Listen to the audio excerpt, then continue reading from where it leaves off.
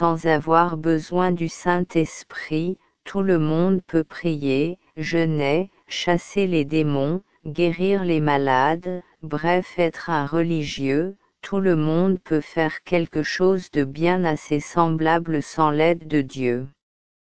Moïse avait essayé d'aider les Juifs, avec ses dons naturels, mais il a dû s'enfuir dans le désert pour sauver sa vie. Dans cette phase, nous allons voir Jésus aussi commencer son ministère mais, ce travail, va s'arrêter brusquement pour ne reprendre que plus tard. Nous verrons qu'il n'y a pas de ministère qui vient de Dieu, sans la nouvelle naissance. Tant que vous ne serez pas né de Dieu, aucune œuvre venant de vous ne peut plaire à Dieu. Pierre ne comprit pas pourquoi bien qu'il fût sincère, il a dû renier 3 fois Jésus-Christ son maître avant le chant du coq. Les étapes ci-après que nous allons voir ci-après sont donc des étapes préparatoires pour votre ministère. L'annonciation de la naissance de Jésus. Jésus était annoncé avant sa naissance. On a annoncé qu'il sera né, Matthieu 2, 6, voyons, Michée 5, 1, 8. Quand Dieu annonce la venue d'une personnalité dans ce monde, il précise tout ce qui est lié à la mission qui la concerne. Mais il y a des choses que seul l'intéressé saura ou entendra de Dieu. Ce serait la clé de son ministère. Quand Dieu a envoyé Jean-Baptiste, il lui a confié un signe qui concerne lui, Jean. Le prophète dit à propos. Je ne le connaissais pas, mais c'est afin qu'il fût manifesté à Israël que je suis venu baptiser d'eau. Jean rendit ce témoignage, j'ai vu l'Esprit descendre du ciel comme une colombe et s'arrêter sur lui.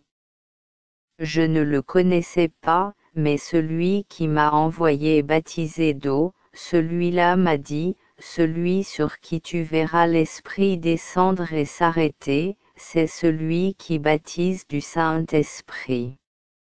Et j'ai vu, et j'ai rendu témoignage qu'il est le Fils de Dieu. Il fallait que Jean soit présent, ce jour où Jésus vint pour se faire baptiser. Si Jean avait raté ce jour-là, il aurait tout perdu. Ce que Dieu attend de nous les croyants, c'est que chacun soit trouvé fidèle. Dieu n'attend que de nous voir là où il nous a placés, à la bonne heure et à la bonne place. Pour ce qui regarde les ennemis de ton appel, Dieu s'en charge. Il faut retenir que Satan est depuis dans les ténèbres.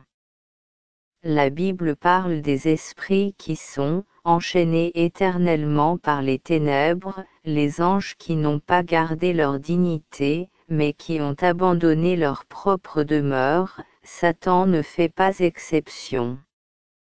Bien que Satan sache que Dieu a annoncé que quelqu'un devait venir, il ne savait pas tout. Avant que tu ne sois ministre, évangéliste ou missionnaire, Satan savait. Certains parents ne comprennent pas pourquoi ils ont plus de peine dans la naissance de certains de leurs enfants. Il faut en prendre soin. C'est le fondement du combat spirituel. Chère élue de Dieu, chère fille élue de Dieu, Dieu t'a déjà annoncé. Et comme Hérode était contre l'annonce de la naissance de Jésus, il l'attaqua avec une grande colère. Mais Dieu ne va pas permettre que son fils meure dans ce coup. Il a donc demandé à Joseph et à Marie, de conduire l'enfant hors de la zone dangereuse. C'est un signe pour nous montrer ce que le royaume de Dieu va entraîner. Dieu te délivrera toujours. tu ne vas pas mourir dans les mains des impies. Imaginez quelqu'un qui veut faire un voyage au pays de ses amis.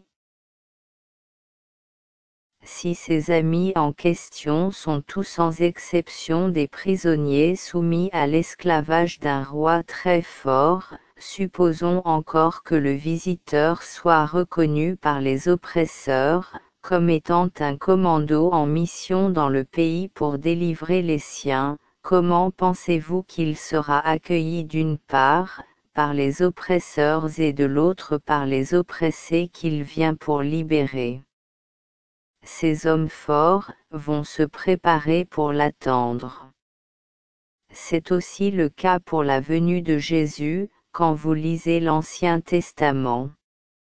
Depuis le début jusqu'à la fin de ce livre, les prophéties ne font que décrire la venue de ce grand libérateur de la race humaine. C'est donc dans cette situation que Jésus est né.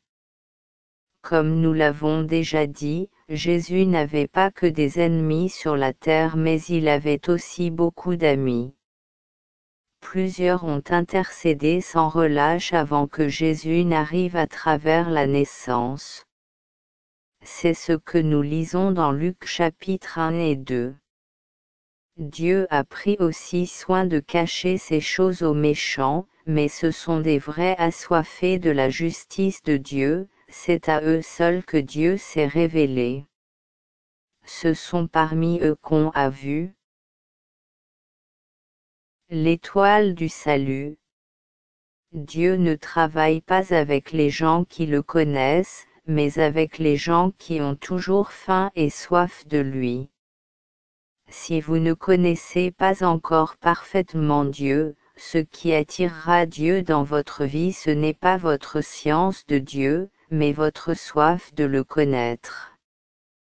Si nous nous mettons à faire des rapprochements entre ce qui est arrivé à Jésus et à notre propre vie, nous allons aussi nous demander s'il y a eu aussi cette étape dans notre vie.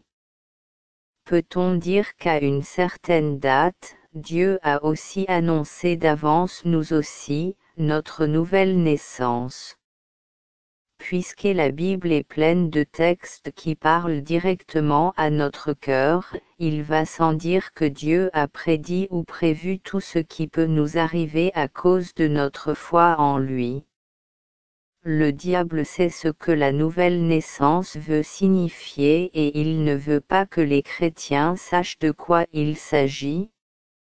C'est pour cette raison que le message de la croix est absent aujourd'hui dans plus de 99% des enseignements des églises, des séminaires et conférences chrétiennes. Dieu a annoncé clairement son plan à travers la naissance, la mort,